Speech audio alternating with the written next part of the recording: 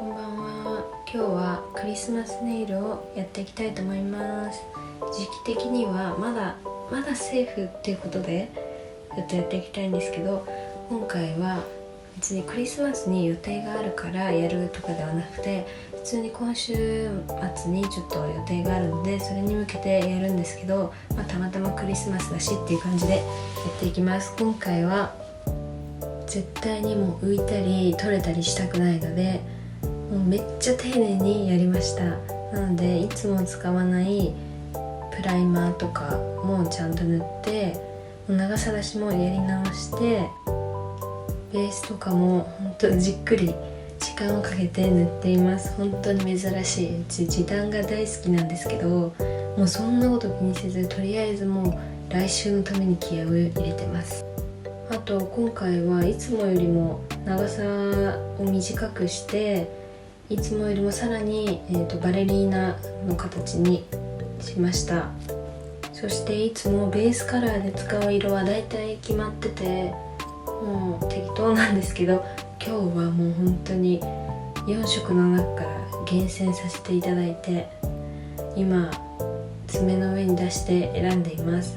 で、今日やるのはガラスフレンチなので、それに合うような色を今こうやって当てて探してます。このね、1番の色もめっちゃ可愛かったんですけど、今回はこの46番のシアーマロンっていう色にしました。とりあえず一度塗りしていきます。このカラーを塗る時も今日は本当にもうしっかり丁寧に塗ってます。いつもセルフネイルはもう本当に適当なんですけど、今回は1週間後だし、予定が変えないので、もうこれからはなのでちゃんと塗りました。それで今回の長さの話なんですけど、いつも結構ロングなんですけど、今回はガラスフレンチをやりたかったのでちょっと短くしました。なんかフレンチをやるときってうちの好みなんですけど、完全になんかロングネイルでやると、なんて言うんだろう、そのフレンチとの間、そのカラー、ベースカラーの部分が長くなっちゃうか、もしくは深くすぎちゃうか、フレンチがみたいな感じになっちゃうのがどっちも嫌で、ちょうどいいフレンチの幅にしたかったので短くしました。そしたらガラスフレンチのフレンチのところをこのシルバーのラメで描いていきます。今回ラメのフレンチなので細筆でやったんですけど、使いやすい筆だったら何でもいいと思います。あんまりラメのフレンチだったらそんなに丁寧にやらなくてもガタつきとかあんま目立たないんですけど、とりあえず今回は本当に大事なネイルなのでめっちゃ丁寧にやってます。うちは結構線を描いてから中を塗る感じか、先端に多めに塗って線を描くかみたいな感じでいつもやってます。長さ出しの部分で人差し指なんですけど、新しく変えた時に削りすぎちゃってめっちゃ短くなっちゃったんですよ、最初。これじゃちょっとなんか爪が不細工すぎるってなっちゃって、アクリルで継ぎ足しました。なのでちょっと表から見た時に、塗っちゃえばわかんないんですけど、最初なんか白くねって思ったと思うんですけど、多分アクリルがいます。あとこのチップ自体がちょっとアルコールで拭くと裏側が曇っちゃって、なんか裸感棒の爪の時はめっちゃ変なんですけど、色塗っちゃえばわからないのでっていう感じでやってます。で、この薬指は埋め尽くしにするので一旦全部塗りました。で、今からガラスを、ガラスもどきみたいなのをのせていきます。これは多分セリアかダイソーか、100円ショップで前に買ったやつです。このなんていうの、破片の形がもうバラバラじゃないですか。で、なんか合うのをこうやって厳選して探していくのが結構大変で、なんかこの形なんか違うみたいなのが結構あるんですよ。なので切ってみたりですとか、奥からもう探りまくり上げるみたいな感じでやっています。あとなるべくなんか突起物が出てないこのガラスを選びます。皆さんはクリスマスの予定もう決まってますか？今回は平日じゃないですか。だからみんな何するんだろうと思って、うちはもう平日でも休日でも毎年クリスマスは別に特に予定がなくて、予定がないんです。何もマジで、強いて言うなら、ママと出かけるとかおばあちゃんおじいちゃん家に行くぐらいで、本当になんか友達となんかパーティーするとかもないし、もちろんおデートなんてありませんのでもう本当に何のためのクリスマスネイルって感じなんですけど、でもやっぱりクリスマスは大好きなんですよ。イルミネーションの感じとか、もうキラキラしてる感じとかなので、やっぱ爪だけはクリスマス感じていこうっていう感じでやってます。で、この薬指にチェーンを巻いていきます。本当ごめんなさい、毎度ペーパー、筆を拭くペーパーをもう動画内に映り込ませまくりなんですけど、本当に汚いですよね、すいません。